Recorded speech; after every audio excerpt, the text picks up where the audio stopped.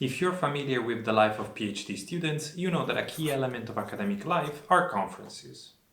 In conferences, academics present their works, they exchange ideas, they socialize.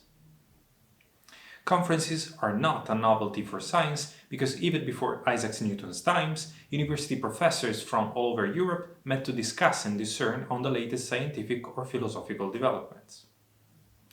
In 1911, for instance, the Solvay conferences in Belgium started to advance knowledge in physics and chemistry. Protracted until nowadays, the conferences saw the participation of Marie Curie, Bohr, Planck, and Einstein, among others. There is in fact the false perception that science is, in a way, non-democratic. This is a rather simplistic understanding of the fact that notions and theories, once established, have the tendency of being incontrovertible. This is, of course, true, but most times notions and theories are the result of large agreements and, let's say, conventions. In this sense, the meeting of peers, fellow scientists, is a necessary precondition to improve your research and understand whether your work is well received. There are, of course, numerous historical cases in which the scientific discovery was so advanced that the rest of the scientific community did not understand its implications.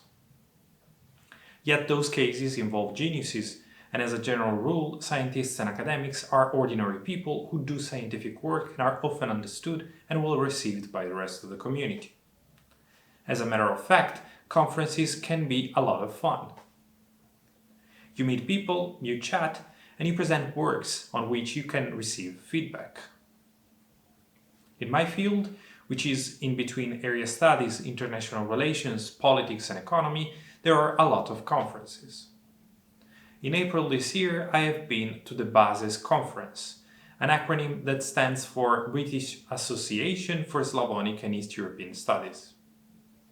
It was in Cambridge this year, while next year it will be in Glasgow. As the name suggests, it is an area studies conference, meaning that all researchers focusing on that region, regardless that they talk about politics, literature or economics, are welcome to present their work and attend. Secondly, it is a conference that represents the status of academia in the UK. How was it, you ask? It was nice. It is a 3-day conference exhausted in a weekend span. There are many panels going on at the same time, as it often happens to big conferences. For those who do not know it, panels are sessions of 1 hour and a half where 4 to 5 papers are presented on similar topics or areas followed by a Q&A session afterwards. Yet the quality of conferences is often based on who attends and what they will present. Here are the keynotes from this year, for example. It was clear from the beginning that the organizers had absolutely no interest in who was coming for the panels, as they were more than happy to receive whole panel proposals. At the same time, panels are the only official reasons why conferences exist. These and the social part, because after having socialized, you might have contacts for fieldwork or future cooperation. The truth is, they want a lot of people to come because they want to take money. Yes, a conference costs money. In the case of BASES, is £100, but only if you are a student and apply early, meaning that it can easily become £150 or £200 for professors. What they give you is basically a plastic badge with your name that you are expected to print yourself, and coffee in between panels, but not always. If you consider how much students take as scholarship, but even the average professor's salary, this sounds like a theft. The dinner, offered for £60, is reportedly nothing special. Yeah, I did not eat there because I was in the oldest pub of Cambridge to have my dinner. Moreover, during dinner you are seated and forced to listen to the speeches of organizers, meaning that the dinner defeats the whole purpose of discussing with your peers. In conclusion, the conference is nice, but overall not worth it. I would suggest going to smaller conferences where you can attend for free or to rather inexpensive ones in different countries.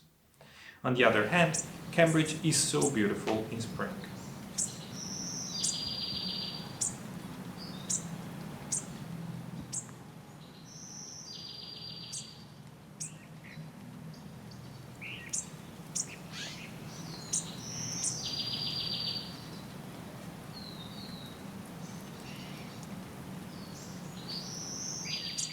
A final thought.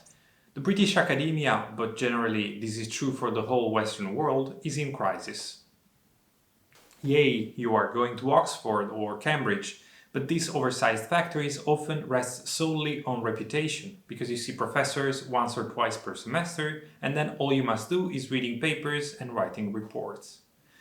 Learn by doing is fundamental, yes, but most of the times the price tag attached to this whole education process is too big to justify, because universities have become corporations in need of cash and the basis of students has grown well beyond their reception capacity.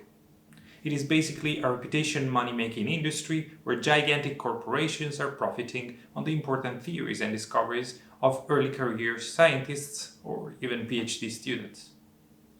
Courses and conferences with different price tags reinforce the idea that there are different academic leagues. Basically, you can be too poor to attend Cambridge even if you are a genius, even if there are scholarships. It is capitalism at its best, and a real shame overall. I'm sorry if I'm bitter, but yeah, that's the reality. I will try to deepen how capitalism has ruined academia in another video. I'm Understanding Politics. Thank you for watching.